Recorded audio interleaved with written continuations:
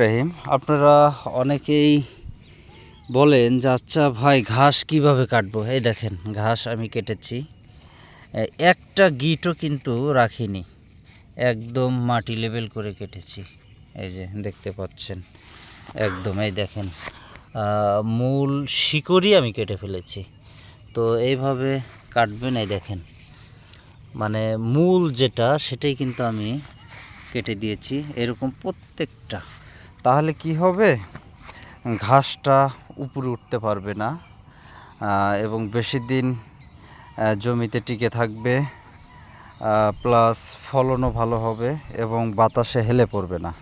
এই যে আমার ঘাসগুলো যতই ঝড় হোক না কেন এটা কিন্তু পড়বে না।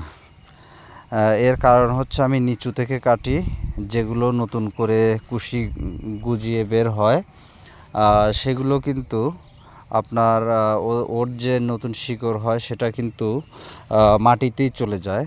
কাজেই গাছটা কিন্তু খুবই শক্তিশালী থাকে। হ্যাঁ, শক্তিশালী থাকার কারণে এই গাছগুলো, এই যে আমি যদি হেলায়ও দেই ও কিন্তু অটোমেটিকলি সোজা হয়ে যাবে, এই জন্য ঝড় বাতাসে পড়বে না। ধন্যবাদ সবাইকে।